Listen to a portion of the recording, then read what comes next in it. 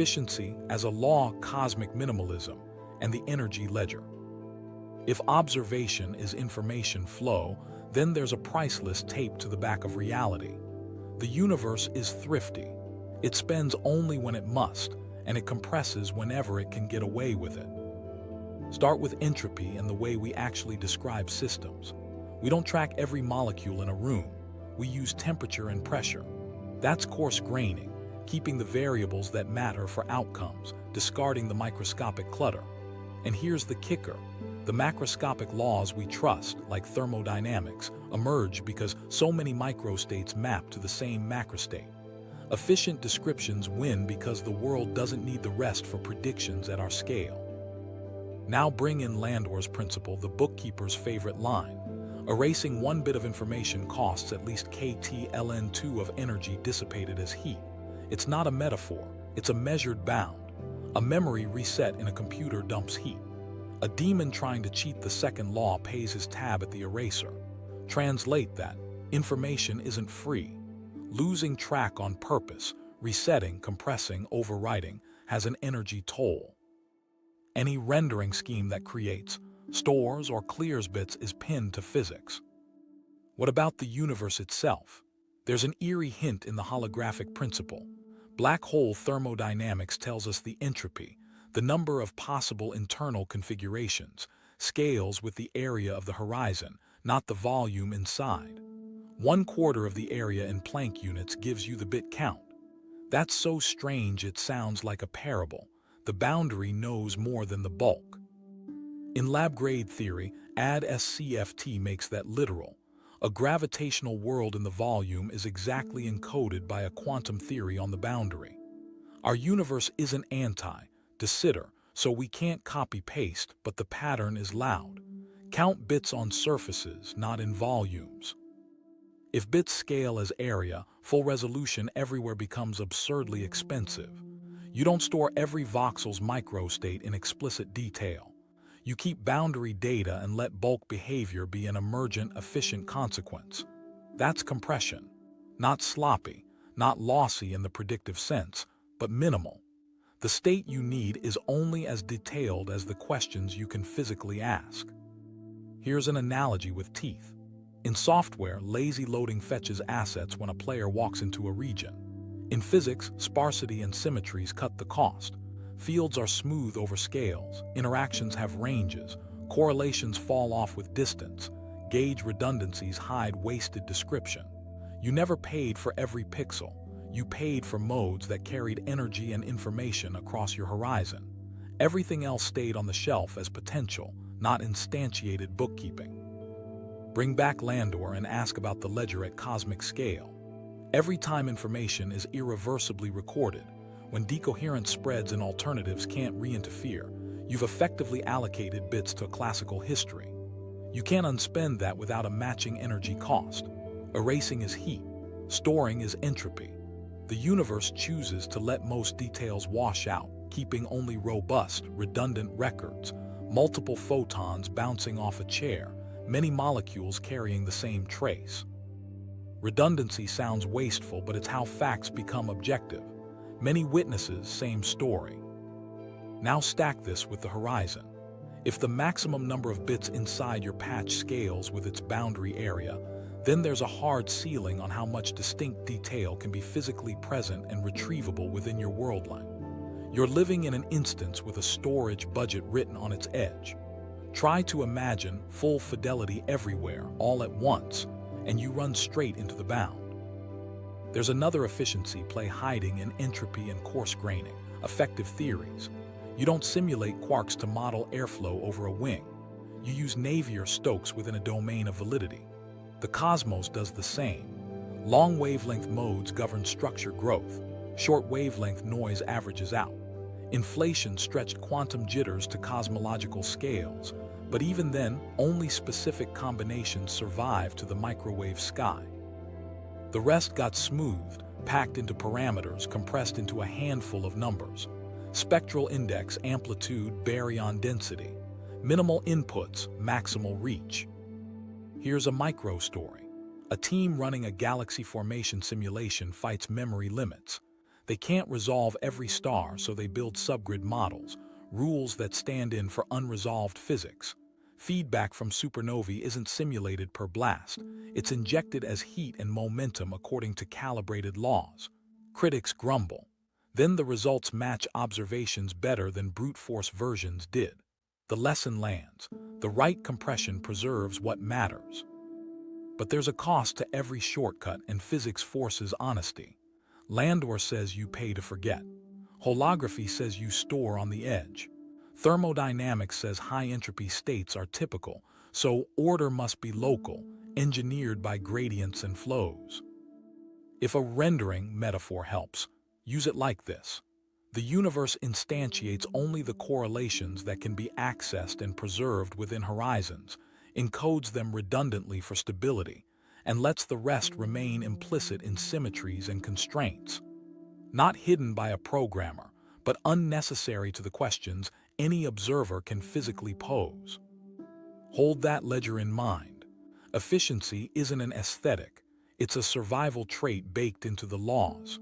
And just when we thought the budget was comfortable, a new telescope stared deeper and the timelines got tight.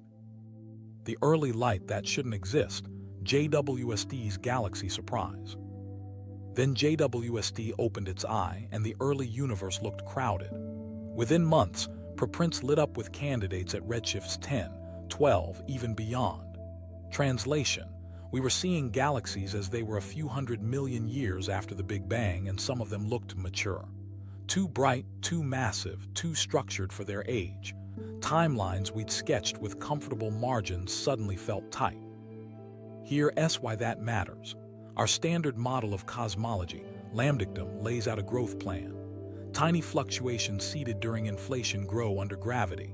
Dark matter collapses first, making halos. Gas falls in, cools, forms stars. Feedback from supernovae and black holes regulates growth. The result is galaxies that assemble over billions of years. At redshift 10, you expect small, clumpy blue systems with modest stellar masses.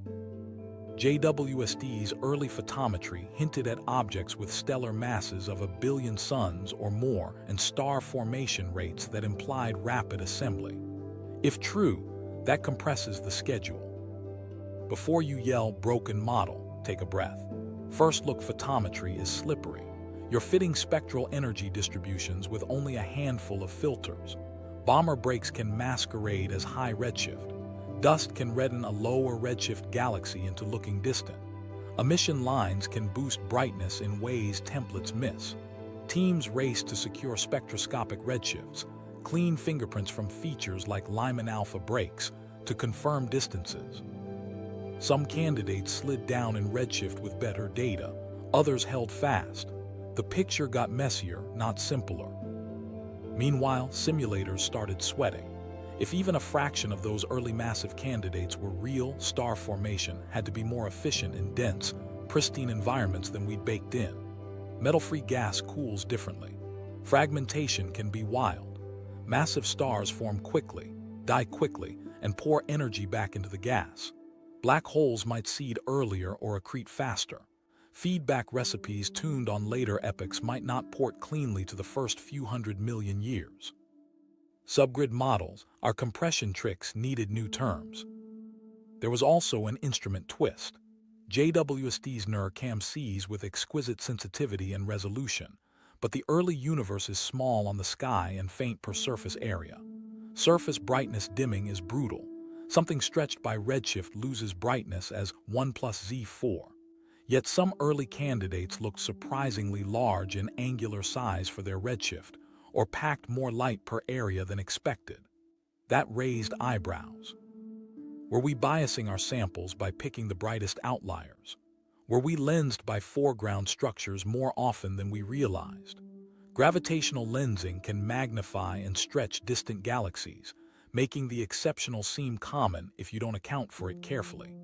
As spectroscopic follow-up improves, several masses and sizes continue to move toward more conservative values within lambdictum allowances.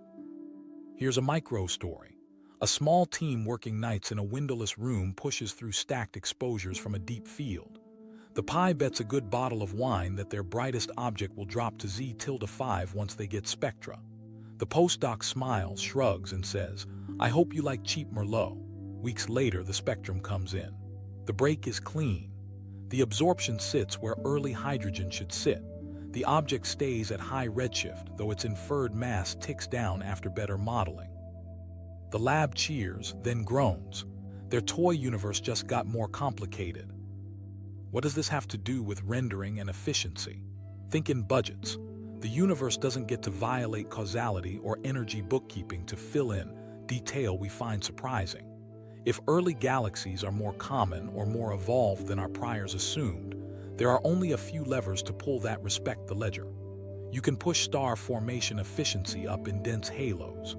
You can alter the initial mass function so more massive stars form early, front-loading light. You can tweak feedback couplings so gas turns into stars before winds quench it. Or you can acknowledge selection effects. We're preferentially seeing the luminous tail because those are the ones we can see. There's also the possibility that our cosmological parameters shift within allowed uncertainties. The matter-power spectrum's tilt, the amplitude sigma 8, the baryon fraction, nudge those and small-scale structure grows a bit faster. Not a cheat, just a retune within error bars as datasets update. That said, the core lambdictum scaffolding has survived rough tests. The cosmic microwave background's acoustic peaks, baryon acoustic oscillations, lensing maps, and primordial abundance measurements. You don't throw that away because early snapshots surprised us. You integrate the surprise. Here's where the rendering metaphor holds its weight without overreaching.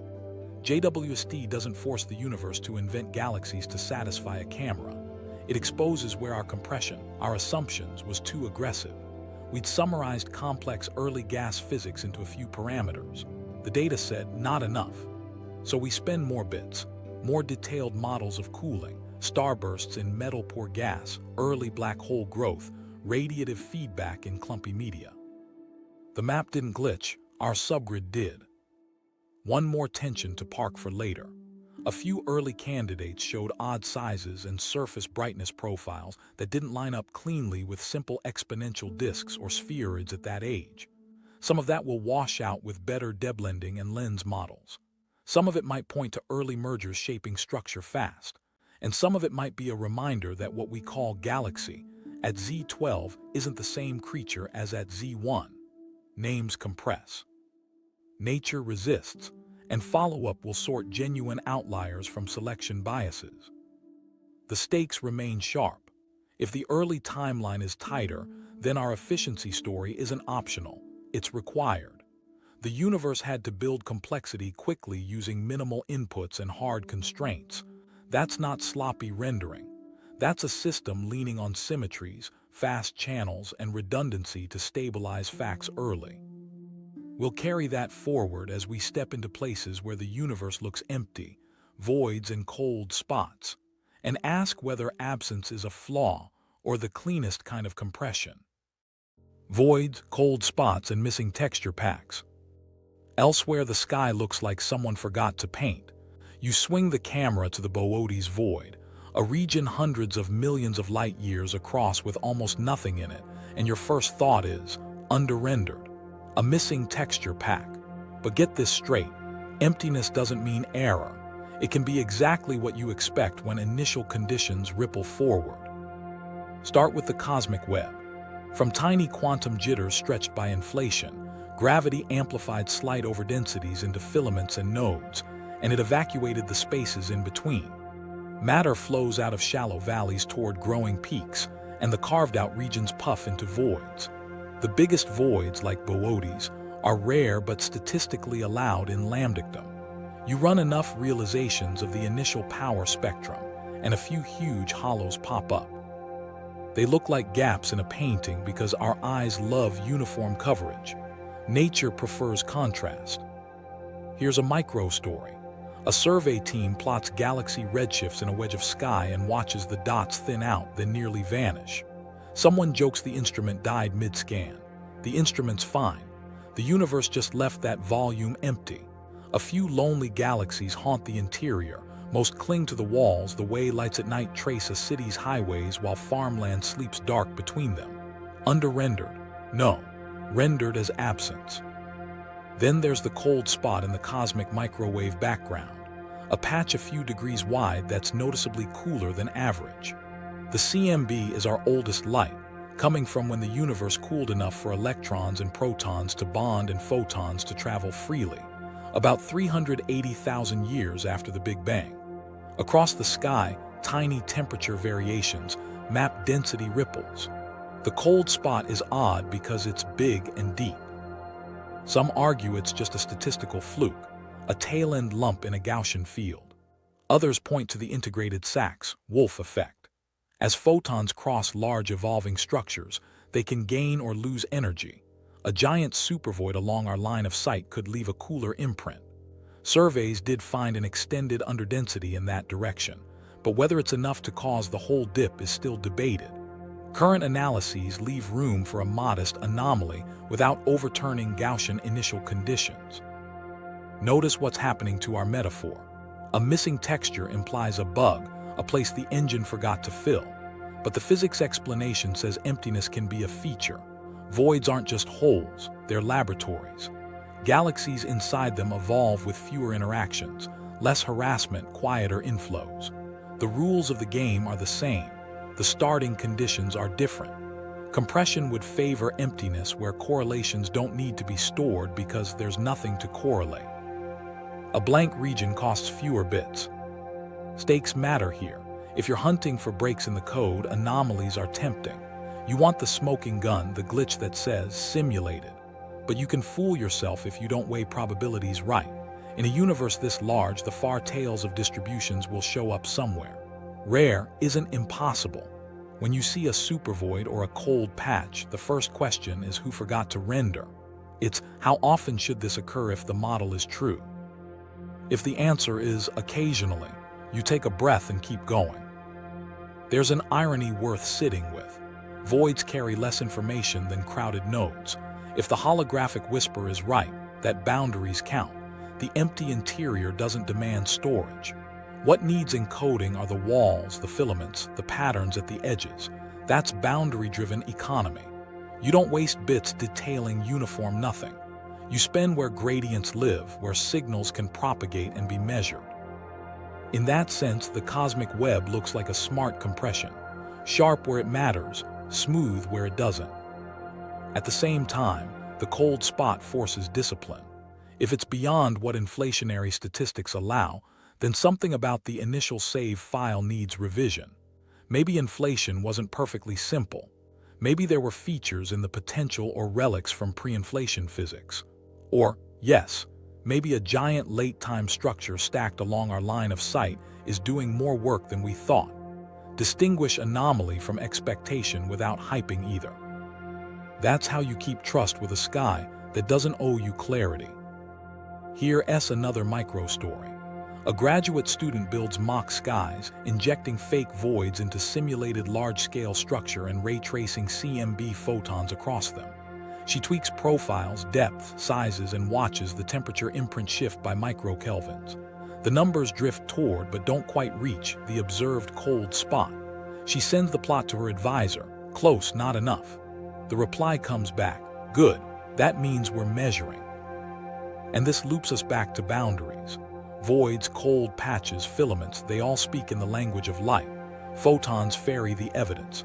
If nothing outruns light, then the shape of emptiness is set by what light can cross and what it can't. Where signals can't go, nothing can be asked. Where signals skim edges, boundaries matter most. Under-rendering isn't the right frame. Latency is. If you can't send the request, you can't expect an answer. Which is why, to see how far that rule goes, we have to follow light to its speed limit. Latency of reality, the speed of light as a hard cap. While that debate over void simmers, the real arbiter of what can be asked and answered is speed, specifically, the speed of light. C isn't just a number, it's a contract. It caps how fast information moves, which means it caps how quickly reality can coordinate itself across distance. If you think in render terms, C is your maximum frame sync rate for the universe. Start local. Your light cone is the set of events you can influence or be influenced by. Draw a point for you, then a cone opening forward in time for what you can touch, and a cone opening backward for what could have touched you. Anything outside those cones is off-limits. Not later, not with better tech. Off-limits in principle. That's latency baked into geometry. Space and time mix so that any path trying to outrun light gets pushed outside the cones and loses causal contact. Now scale up. Expansion stretches the grid itself. Galaxies don't rocket away through space faster than light. The distances between comoving markers grow. That's why recessional speeds can exceed c without breaking the rule. You still can't send a message faster than light to catch a fleeing galaxy if the expansion between you grows too fast. The metric gives you horizons because even a photon sprinting at c through the local fabric can't make headway against the global stretch. That's where the event horizon shows its teeth. Beyond it, no signal you send now, not even light, will ever arrive. Meanwhile, something else is happening across town in the gravitational sector. Gravitational waves ripple at light speed too. When neutron stars collide 100 million light-years away, the space-time tremor that eventually whispers through a pulsar timing array left long before we were born. Those arrays are patient ears.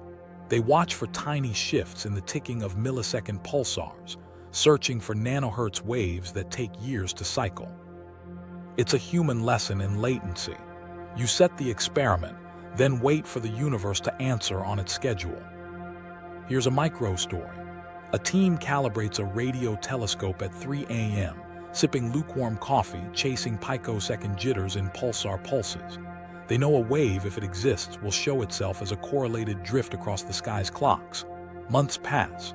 Then a hint, a common spectrum process. They don't claim victory. They add stations, extend baselines, push noise down.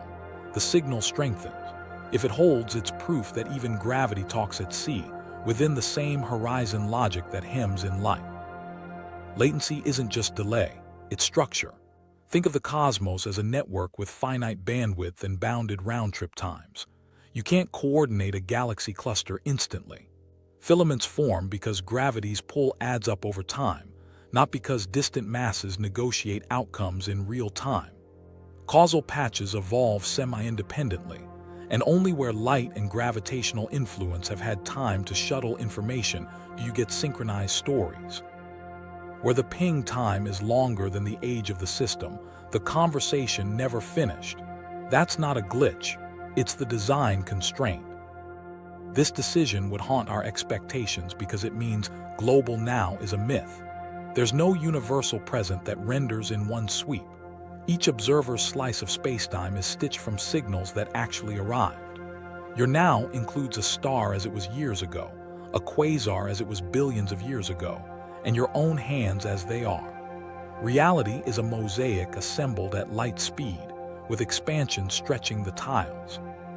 If no request can be sent, no response must exist for you. That's the stakes line. You can't demand a pixel where no signal can, even in principle, fetch or verify it. In a bandwidth-limited, latency-bound universe, rendering is just the stabilization of facts within reachable cones. Outside, the best you get are priors, symmetry arguments, statistical expectations, consistency constraints. The map beyond your horizon isn't blank, it's inferred. It carries no more detail than your physical channels can justify. There's a flip side that makes the world generous. Within horizons, facts get broadcast redundantly. Photons scatter off a table into countless directions, encoding the table's location and color into many independent channels. That redundancy is how you and I agree on what's there without sharing minds. It's also why the energy ledger stays balanced. Creating objective facts is copying, not inventing. Copying takes time at sea and leaves trails you can cross-check. One last connection to carry forward. Photons and gravitational waves obey the same boundary logic. Both respect light cones. Both define what can be known and when. If horizons are interfaces, these are the messengers that patrol them. And if latency rules reality, then the universe didn't forget to render your far field. It's still in transit. Pixels in the dark, holography, Planck scales and discreteness. Boundaries keep showing up, so the next question is obvious. Underneath the smoothness, does spacetime come in pixels? People point at the Planck length, about 1.6 times 1035 meters, and the Planck time, about 5.4 times 1044 seconds, and say, there's your grid. Careful. Those scales mark where our current theories stop making reliable predictions, not a proven lattice. They're thresholds that say, new physics lives here, not rulers etched into reality. Still, black holes hint at something radical. Take a black hole's event horizon and ask how many possible internal configurations it could hide.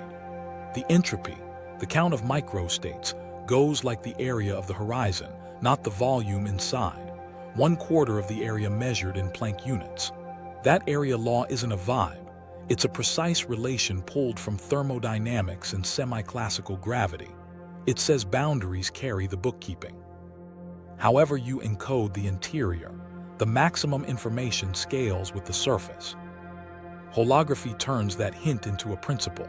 In a set of theories we can solve, the anti-de Sitter ones, everything that happens in a gravitational bulk is exactly matched by a quantum theory living on its boundary. Geometry and gravity on the inside, quantum fields without gravity on the outside, 1-to-1. Our universe isn't shaped like those toy models. It's closer to de Sitter, and we don't have a complete holographic dual for it. But the area scaling lesson keeps showing up. Entanglement entropy of regions follows area laws in ground states. The guts of spacetime seem built from correlations that live on cuts and edges. If that's true in spirit for our patch, volumes might be effective. The inside behavior could be emergent from fewer degrees of freedom stitched along surfaces. That looks like compression again. You don't need a voxel by voxel ledger if the boundary data and consistency rules determine the bulk to the precision anyone can test. Not sloppy rendering, economical encoding. So where are the pixels? Experimentalists went looking. If spacetime had a grain, maybe high-energy photons from distant gamma-ray bursts would arrive out of order, with tiny dispersion depending on energy, like different wavelengths in glass. So far, null results. Photons across huge energy ranges arrive in step within tight bounds. Others tried interferometers to catch spacetime jitter, holographic noise, subtle positional fuzz at Planck scales. Clever setups set upper limits, but no confirmed wiggle. Smoothness holds, at least where we can measure. Here's a micro story. A small collaboration builds an instrument that cross-correlates laser beams to hunt for correlated flicker, noise that can't be blamed on the table, the air, or the mirrors. Months of data, careful subtraction, a winter of doubt. The final plot shows no excess. They publish a bound, not a discovery. It's not defeat. It narrows the map of what discreteness could look like and pushes candidate models to respect Lorentz invariance and known dispersion limits. Maybe the mistake is thinking pixel, the way a screen has pixels. Quantum gravity candidates, loop gravity, causal sets, spin foams, do talk about discrete structures, but they don't predict a simple grid. They predict spectra of areas and volumes, or partial orders of events, or networks whose coarse-grained behavior becomes the smooth metric we measure. The discreteness, if real, might be relational and hidden, not a visible checkerboard. Smoothness could be the signature of strong compression. Only long wavelength, low curvature modes propagate cleanly, and the microscopic mess averages out so well you can't shake a telltale shimmer loose. Black holes keep pressing the case for boundaries. Hawking's calculation made horizons radiate. The temperature, Gibbons, Hawking for cosmological horizons, Hawking for black holes, ties thermodynamic notions to spacetime itself. A horizon with a temperature has entropy. Entropy means microstates. Where do those states live? All roads point back to surfaces and entanglement across them.